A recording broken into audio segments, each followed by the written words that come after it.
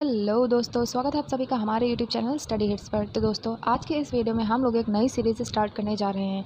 इस सीरीज़ में हम लोग क्लास 10th की एनसीईआरटी के हिस्ट्री की बुक देखने वाले हैं।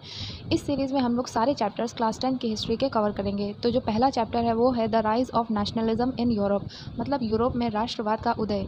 इस चैप्टर से हम इस सीरीज़ की शुरुआत करेंगे। तो चलिए बिना किसी देरी के स्टार्ट करते हैं आज का चैप्टर नंबर 1। तो दोस्तों, हमारे चैप्टर की शुरुआत होती है 1848 से। 1848 में क्या होता है कि जो फ्रेडरिक सोरे नाम के एक फ्रेंच आर्टिस्ट थे, उन्होंने क्या किया, अपनी एक इमेजिनरी नेशन से ये चार पिक्चर बनाई थी जिनको बोला गया पैक्ट ऑफ नेशन। जिसमें से ये जो पिक्चर आप देख रहे हैं, इसमें फ्रेडरिक सोरे ने डेमोक्रेटिक एंड सोशल रिपब्लिक की कल्पना वह कर रहे हैं। इस पिक्चर को ध्यान से देखोगे तो इसमें आपको एक स्टैचू ऑफ लिबर्टी दिखेगा जो कि आज़ादी को दर्शा रही है। इस स्टैचू के एक हाथ में टॉर्च है तो दूसरे हाथ में मेंस राइट ऑफ चार्टर है, और स्टैचू के सामने मोनार्की सिस्टम यानी एब्सोल्यूट सिस्टम बिखरे पड़े हैं। मतलब जो राजशाही चीज़ें थी, जैसे राजाओं के मुकुट, सिंहासन, उनके कपड़े, ये सब ज़मीन पर बिखरे पड़े हैं। इसमें जो फ्रेडरिक सोरे हैं वो लोगों को ये बताना चाह रहे हैं कि ये जो लंबी लाइन में लोग आ रहे हैं वो मोनार्की सिस्टम को डिस्ट्रॉय करते जा रहे हैं और स्टैचू ऑफ लिबर्टी की ओर बढ़ते जा रहे हैं, यानी कि आज़ादी की तरफ बढ़ते जा रहे हैं। ये देख के गॉड बहुत खुश हो रहे हैं, उन्हें ब्लेसिंग्स दे रहे हैं। तो ये केवल फ्रेडरिक सोरे की कल्पना थी, लेकिन इस चैप्टर में हम जानेंगे कि कैसे लिबर्टी के लिए यूरोप में अलग अलग जगह स्ट्रगल हुआ लिबर्टी पाने के लिए। साथ में ये भी जानेंगे कि यूरोप में नेशनलिज्म कैसे फैला, क्या चेंजेस देखने को मिले, स्टिक रूल खत्म हुए, कैसे नेशन स्टेट का एग्जिस्टेंस हुआ। तो इस चैप्टर का जो फर्स्ट टॉपिक है वो है the French revolution and the idea of nation. दोस्तों, जब 1789 में फ्रेंच रेवोल्यूशन हुआ तो उसका इम्पैक्ट केवल फ्रांस पे नहीं बल्कि पूरे यूरोप पर पड़ा, क्योंकि 1789 के पहले फ्रांस में मोनार्की थी। का मतलब किंग का रूल। यहाँ पर जनता के पास बिल्कुल पावर नहीं थी। राजा जो चाहता था फ्रांस के अंदर वही होता था। लेकिन 1789 में जब फ्रांस रेवोल्यूशन हुआ तो फ्रांस सोसाइटी में कई सारे चेंजेस देखने को मिले। जैसे पावर जो थी वो मोनार्की से हटकर कॉमन सिटीज़न के पास चली जाती है। कई आइडियाज़ बताए जाते हैं ताकि यूनिटी बनी रहे। ले पैट्री द फादरलैंड एंड द ले सिटियन द सिटीजन्स, ताकि फ्रांस के सभी लोगों को समान नज़र से देखा जाए। फ्रांस के पुराने फ्लैग को हटा के नया फ्लैग इंट्रोड्यूस किया जाता है, जिस फ्रेंच को नेशनल लैंग्वेज डिक्लेयर कर दिया जाता है। एंथम और राष्ट्रीय गीत कंपोज किए जाते हैं और स्टेट जनरल को हटाकर नेशनल असेंबली सेटल की जाती है। साथ ही internal custom duties and due को हटा दिया जाता है। तो ये कुछ मेजर चेंजेस थे जो फ्रेंच रेवोल्यूशन के दौरान देखने को मिले। फ्रेंच रेवोल्यूशन के बाद डेमोक्रेसी आ गई थी। लोग खुश थे कि डेमोक्रेसी है, लेकिन यह खुशी ज़्यादा दिन तक नहीं रही। 1799 में एक ऐसे इंसान की एंट्री होती है जो डेमोक्रेसी को हटा देता है और सारी पावर अपने हाथ में ले लेता है। उस व्यक्ति का नाम था नेपोलियन बोनापार्टे। 1804 में नेपोलियन बोनापार्टे अपने आप को एम्परर ऑफ फ्रांस घोषित कर देता है और एक सिविल कोड लेके आता है जिसके अंदर वो कई सारे चेंजेस करता है। इस सिविल कोड में 1804 को नेपोलियनिक कोड भी कहा जाता है। तो इसके तहत वो कई चेंजेस करता है, जैसे कि इक्वालिटी बिफोर लॉ, यानी कानून की नज़र में सब बराबर हैं। दूसरा, secured the right to property. Absolute feudal system, transportation and communication system were improved. साथ ही standardised weight and measure and common currency लेकर आता है। कुछ किए गए थे, लोगों को लगा कि ये काफ़ी अच्छे काम करेगा, तो लोग नेपोलियन से काफ़ी ज़्यादा खुश हो रहे थे। ऊपर से वो जहाँ जाता था वहाँ मोनार्की ख़त्म करता जाता था। ये सब देख के लोग और भी ज़्यादा खुश होते थे। शुरू में लोग इसे हार्बिंगर ऑफ लिबर्टी बोलने लगे। मतलब लोग समझ रहे थे कि नेपोलियन लिबर्टी लेके आएगा, लेकिन धीरे धीरे लोगों को समझ आने लगा कि नेपोलियन अपना डोमिनेंस बढ़ाना चाहता है, क्योंकि जहाँ जहाँ वो जाता था मोनार्की तो हटा देता था, लेकिन अपनी आर्मी सेटल करके आता था। The making of nationalism in Europe. There were no nation state as we know them today. यानी 18वीं सेंचुरी का यूरोप का मैप आज से बिल्कुल अलग था। उस टाइम जर्मनी, इटली जैसे देश एक कंट्री नहीं थे। यूरोप बहुत सारे छोटे छोटे किंगडम और स्टेट में डिवाइडेड था। जर्मनी और इटली एक देश नहीं थे, ये अलग अलग किंगडम और स्टेट में बटे हुए थे। ईस्टर्न और सेंट्रल यूरोप पर किंग्स और एम्परर का रूल था। लंदन को डेमोक्रेसी या वोटिंग का राइट भी नहीं था। लोग खुद को एक नेशन का हिस्सा नहीं मानते थे। सब अपनी अपनी लैंग्वेज, अपना कल्चर और रीजन से ही पहचान रखते थे। हैब्सबर्ग एम्पायर में बहुत अलग अलग लैंग्वेज और कल्चर के लोग रहते थे, इसलिए पैच वर्क कहा गया। एग्जाम्पल, ऑस्ट्रिया, हंगरी, बोहेमिया, लेबॉर्डी, सबके लोग अलग अलग लैंग्वेज बोलते थे। इन सब लोगों को सिर्फ एक चीज़ जोड़ती थी, सब एक ही एम्परर को फॉलो करते थे। अब हम देखते हैं aristocracy and the new middle class. सबसे पावरफुल क्लास एरिस्टोक्रेट थी। इनके पास बहुत ज़मीन और पैसा था। इनके पास विलेज में बड़े बड़े फार्म्स और सिटीज़ में लग्जरी हाउस होते थे। रिच और एजुकेटेड लोग फ्रेंच लैंग्वेज बोलते थे। ये स्टेटस सिंबल माना जाता था। यूरोप के ज़्यादातर लोग फार्मर प्रेजेंट ही थे। वेस्टर्न यूरोप में छोटे छोटे फार्मर्स और टेनेंट फार्मिंग करते थे। वहीं ईस्टर्न यूरोप की बात करें तो ईस्टर्न यूरोप में सिर्फ बंधुआ मजदूर यानी बड़े लैंडलॉर्ड के लिए वो काम करते थे। फैक्ट्रीज़ और ट्रेड बढ़ने लगे, इससे नए सिटीज़ डेवलप हुए और दो सोशल ग्रुप नए आए। एक वर्किंग क्लास जिसे फैक्ट्री वर्कर्स कहा गया और मिडिल क्लास यानी बिजनेसमैन, प्रोफेशनल और इंडस्ट्रियलिस्ट कहा गया। वहीं एजुकेटेड और मिडिल क्लास चाहती थी कि equality, freedom, national unity France में आए। इसी क्लास ने नेशनलिज्म को सपोर्ट किया। Now what did liberal nationalism stand for? यानी liberalism derive from the Latin word liber. Liber का मतलब होता है फ्री, मतलब था individual freedom, equality before law, constitution और रिप्रेजेंटेशन ऑफ गवर्नमेंट। तो फ्रेंच रेवोल्यूशन के बाद लोगों ने डिमांड की कि डेमोक्रेसी होनी चाहिए, एक कॉन्स्टिट्यूशन बनना चाहिए और यहाँ पर मोनार्की का एंड करना चाहिए और एंड ऑफ चर्च प्रिविलेज, जो प्रिविलेज मिलते हैं चर्च को वो भी एंड होने चाहिए। लिबरल्स प्राइवेट प्रॉपर्टी को प्रोटेक्ट करना चाहते थे।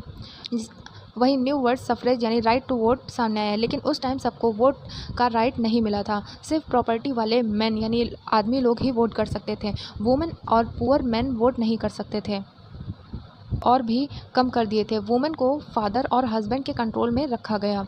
बाद में वुमेन्स और पुअर लोगों ने इक्वल वोटिंग राइट्स के लिए मूवमेंट शुरू किए।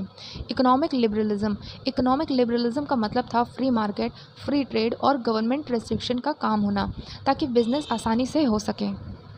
Liberalism and Zollverein throughout the 19th and early 20th century, मतलब 19वीं और 20वीं सेंचुरी की शुरुआत के समय में वुमेन और गरीब आदमियों ने भी इक्वल पॉलिटिकल राइट्स की डिमांड की। सब लोग वोट और बराबरी का अधिकार चाहते थे। इकोनॉमिक लिबरलिज्म का मतलब था कि मार्केट फ्री हो, यानी सरकार बिजनेस के काम में इंटरफेयर न करे और गुड्स यानी सामान और कैपिटल यानी पैसे को एक जगह से दूसरी जगह ले जाने पर सरकारी रिस्ट्रिक्शन हटा दी जाए। नए मिडिल क्लास बिजनेसमैन और ट्रेडर्स ये चाहते थे क्योंकि उनका बिजनेस बढ़े। जर्मन स्टेट की प्रॉब्लम, उस टाइम जर्मनी एक देश नहीं था। जर्मनी 39 छोटे छोटे स्टेट्स में डिवाइड था कि अपनी करेंसी थी। हर स्टेट के अलग वेट और मेजर्स थे।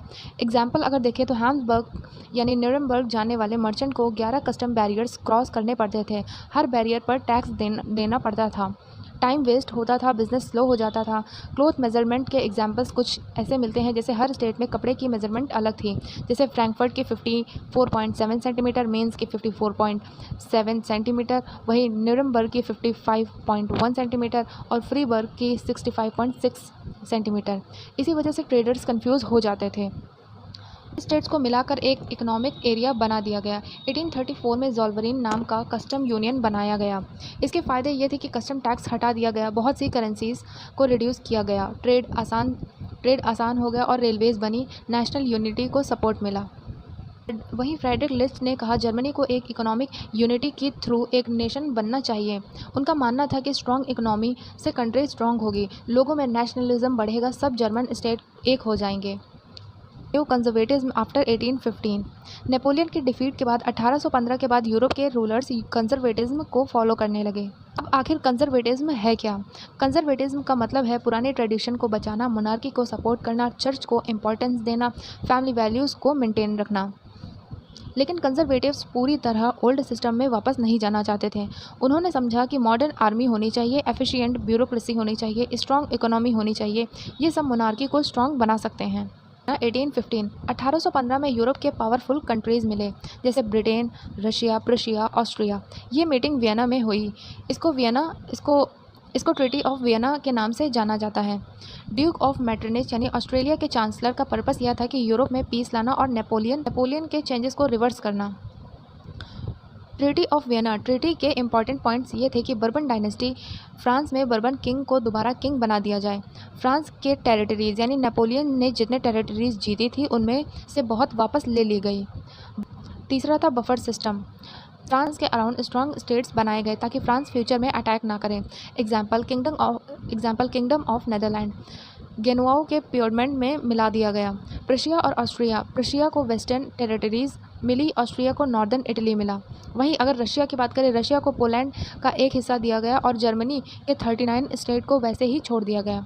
मेन एम यह था कि मोनार्की को रिस्टोर रखना और यूरोप में कंजर्वेटिज्म ऑर्डर इस्टेब्लिश करना।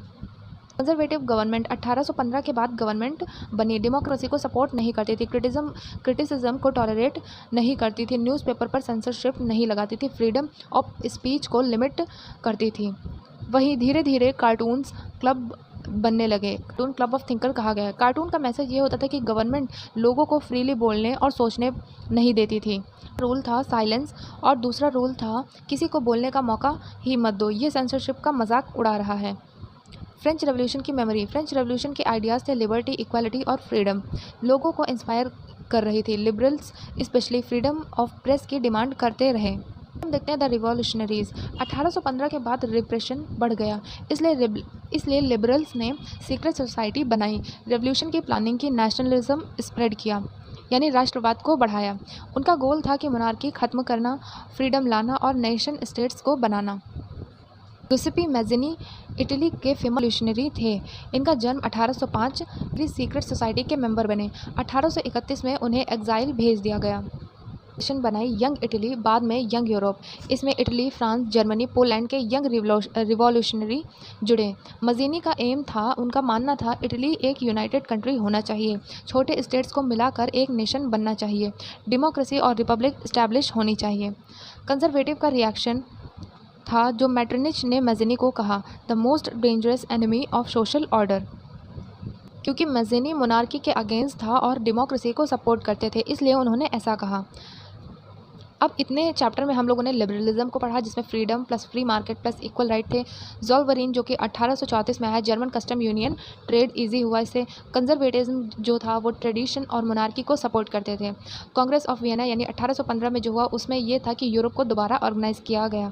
ट्रीटी ऑफ वियना में नेपोलियन के चेंजेस को रिवर्स किया गया। सेंसरशिप में फ्रीडम ऑफ स्पीच को कंट्रोल किया गया और गिउसेप्पे मैज़िनी इटली के रिवॉल्यूशनरी बने, जिन्होंने एक यंग इटली को फाउंड किया। ये सब इतने चैप्टर में हम लोगों ने पढ़ा है। अब इसके आगे हम लोग बढ़ेंगे द एज ऑफ रेवोल्यूशंस पे। The age of revolution 1830 to 1848। 1815 के बाद यूरोप के रूलर अपनी पावर को और स्ट्रांग बनाना चाहते थे, लेकिन इसी टाइम लिबरलिज्म यानी आज़ादी और अधिकारों की सोच और नेशनलिज्म राष्ट्रवाद भी तेज़ी से बढ़ने लगा। Italy, Germany, Ottoman Empire, Ireland और पोलैंड में लोग रेवोल्यूशन करने लगे। ये रेवोल्यूशन एजुकेटेड मिडिल क्लास के लोग लीड कर रहे थे, जैसे professors, teachers, clerk, businessman. Educated लोग अपने देश को फ्री और यूनाइटेड बनाना चाहते थे। 1830 में फ्रांस में रेवोल्यूशन हुआ। 1815 के बाद बर्बन किंग दोबारा किंग बने, लेकिन लोग उनसे खुश नहीं थे, इसलिए रेवोल्यूशन हुआ और बर्बन किंग को हटा दिया गया। उसकी जगह लुइस फिलिप को कॉन्स्टिट्यूशनल मोनार्की का किंग बनाया गया। मतलब किंग रहेगा लेकिन कॉन्स्टिट्यूशन के अकॉर्डिंग काम करेगा। ने कहा, जब फ्रांस को सर्दी लगी तो पूरे यूरोप को बुखार आ जाता है। फ्रांस में रेवोल्यूशन होता है तो बाकी यूरोप भी उससे इंस्पायर हो जाता है। इसी रेवोल्यूशन के बाद बेल्जियम ने नीदरलैंड से अलग होकर इंडिपेंडेंट कंट्री बना ली। यूरोप में नेशनलिज्म को और स्ट्रॉन्ग बनाने वाली एक और इम्पॉर्टेंट इवेंट थी Greek war of independence. Greece में 5वीं सेंचुरी से ओटोमन एम्पायर के कंट्रोल में था। 1821 में ग्रीक ने इंडिपेंडेंस के लिए वॉर स्टार्ट कर दी। वेस्ट यूरोप के लोग भी ग्रीक को सपोर्ट करने लगे क्योंकि उन्हें ग्रीक कल्चर बहुत पसंद था। इंग्लिश पोएट लॉर्ड बायरन भी ग्रीस के सपोर्ट में लड़ने गए और वहीं उसकी डेथ हो गई। फाइनली 1832 में ट्रीटी ऑफ कॉन्स्टेंटिनोपल के बाद ग्रीस इंडिपेंडेंट कंट्री बन गया। Imagination and national feeling. Nationalism सिर्फ वॉर से नहीं आया, कल्चर ने भी बहुत इंपॉर्टेंट रोल इसमें प्ले किया, जैसे आर्ट, म्यूज़िक, पोएम्स, स्टोरीज़। इन सब लोगों ने नेशनलिज्म की फीलिंग जगाई। रोमांटिसिज्म एक कल्चर मूवमेंट था। रोमांटिक आर्टिस्ट और पोएट इमोशंस को इम्पोर्टेंस देते थे। वो कहते थे कि इंसान सिर्फ साइंस और लॉजिक से नहीं चलता, उसकी फीलिंग भी इम्पॉर्टेंट है। उन्होंने लोगों को अपनी कॉमन हिस्ट्री और कल्चर याद दिलाया। नेशनल फीलिंग डेवलप हुई। The massacre of Chios. Eugene Delacroix ने ग्रीस के लोगों पर तुर्क के अटैक की पेंटिंग बनाई। इस पेंटिंग का पर्पस था लोग ग्रीक के दुख को समझें और उनके लिए सिंपैथी फील करें। गॉटफ्राइड हर्डर। जर्मन फिलोसोफर हर्डर ने कहा रियल कल्चर आम लोगों यानी वोक्स में होती है, इसलिए फोक सॉन्ग, फोक डांस, फोक स्टोरीज़ को कलेक्ट करना चाहिए। ये सब नेशन बिल्डिंग में हेल्प करते हैं। तो दोस्तों पोलैंड जो था वो 3 कंट्रीज़ में डिवाइड हो गया, रशिया, प्रुशिया और ऑस्ट्रिया। पोलैंड के लोग अपनी लैंग्वेज और म्यूज़िक से नेशनलिज्म को ज़िंदा रखे हुए थे। कारोल कुरपिंस्की ने फोक म्यूज़िक को पैट्रियोटिक सॉन्ग में बदला, जैसे polonaise, mazurka, hunger, hardship and popular revolt. 1830 में यूरोप इकोनॉमिक प्रॉब्लम से गुजर रहा था। पॉपुलेशन बहुत फास्ट बढ़ रही थी, जॉब्स कम थी, लोग विलेज से सिटीज़ आ रहे थे, सिटीज़ ओवर क्राउडेड हो गई थी। इंग्लैंड से machine made cheap goods Europe में आने लगे। इसी वजह से लोकल वर्कर और क्राफ्टमैन के काम कम हो गया। पीजेंट्स को फ्यूडल टैक्सेस भी देने पड़ते थे। बैड हार्वेस्ट की वजह से फूड प्राइसेस भी बढ़ गई। इसका रिजल्ट ये हुआ कि पूरे यूरोप में गरीबी बढ़ गई। 1848 में सिचुएशन और ख़राब हो गई। फूड शॉर्टेज और अनएम्प्लॉयमेंट की वजह से पेरिस के लोग रोड पर आ गए। बैरिकेड्स बनाई गई। किंग लुइस फिलिप को कंट्री छोड़कर भागना पड़ा। नेशनल असेंबली ने रिपब्लिक डिक्लेयर कर दी। सभी 21 साल से ऊपर के मेन को वोटिंग राइट दिए गए। नेशनल वर्कशॉप बनाए ताकि अनएम्प्लॉयड लोगों को जॉब मिल सके। Silesian weavers revolt 1845। सिलेसिया के वीवर्स कॉन्ट्रैक्टर के लिए कपड़े बनाते थे। कॉन्ट्रैक्टर उनको बहुत कम पैसे देते थे। वर्कर गरीब होते गए। फाइनली उन्होंने रिवोल्ट कर दिया। वो कॉन्ट्रैक्टर के घर गए और फर्नीचर तोड़ दिया, विंडो तोड़ दी, कपड़े लूट लिए। कॉन्ट्रैक्टर आर्मी ले आया। आर्मी ने फायरिंग की, जहां पर 11 वीवर्स की मौत हो गई। लिबरल्स 1848 में यूरोप के एजुकेटेड मिडिल क्लास ने भी रेवोल्यूशन स्टार्ट कर दिया। फ्रांस में मोनार्की खत्म हुई, फ्रांस रिपब्लिक बना। इसके पहले हम लोगों ने देखा था वीवर्स ने वहाँ पर रिवोल्यूशन स्टार्ट किया था। अब यहाँ पे फ्रांस में भी रिवोल्यूशन स्टार्ट हो गए थे। यूनिवर्सल मेल सफ्रेज अनाउंस हुआ। जर्मनी, इटली, ऑस्ट्रिया में लोग चाहते थे constitution, freedom of press, freedom of association and national unity. Frankfurt parliament 18 मई 1848 को जर्मनी के रिप्रेजेंटेटिव्स फ्रैंकफर्ट के चर्च ऑफ सेंट पॉल में मिले। उन्होंने जर्मनी के लिए कॉन्स्टिट्यूशन बनाया और प्रुशिया के किंग फ्रेडरिक विल्म IV को जर्मन एम्परर बनने का ऑफ़र दिया। किंग ने ऑफ़र को रिजेक्ट कर दिया। आर्मी और किंग ने पार्लियामेंट को सपोर्ट नहीं दिया। फाइनली पार्लियामेंट फेल हो गई। वुमेन एंड लिबरल मूवमेंट ने भी रिवॉल्यूशन में एक्टिवली पार्टिसिपेट किया। उन्होंने न्यूज़पेपर निकाले, पॉलिटिकल एसोसिएशन बनाई, मीटिंग्स की, लेकिन उन्हें वोटिंग राइट्स नहीं दिए गए। फ्रैंकफर्ट पार्लियामेंट में वुमेन सिर्फ विजिटर गैलरी में बैठ सकती थी, डिसीजन लेने का राइट उनके पास नहीं था। फ्रैंकफर्ट पार्लियामेंट आप लोग इस पिक्चर में देख सकते हैं। कुछ लिबरल्स कहते थे कि वुमेन्स का काम घर संभालना है, पॉलिटिक्स सिर्फ मेन का काम है, लेकिन लुईस ओटो पीटर्स और दूसरी वुमेन एक्टिविस्ट ने कहा अगर वुमेन टैक्स देती हैं और सोसाइटी के लिए काम करती हैं तो उन्हें भी इक्वल पॉलिटिकल राइट्स मिलना चाहिए। वहीं 1848 के रेवोल्यूशंस फेल हो गए, लेकिन रूलर को समझ आ गया कि लोगों की डिमांड इग्नोर नहीं की जा सकती। इसके बाद यूरोप में धीरे धीरे रिफॉर्म्स आए। सर्फडम खत्म हुई, बॉन्डेड लेबर खत्म हुआ। हंगरी को 1867 में ज़्यादा ऑटोनॉमी मिली। 1848 की रेवोल्यूशन तुरंत सक्सेसफुल नहीं हुई और कॉन्स्टिट्यूशनल गवर्नमेंट की फाउंडेशन स्ट्रांग कर दी।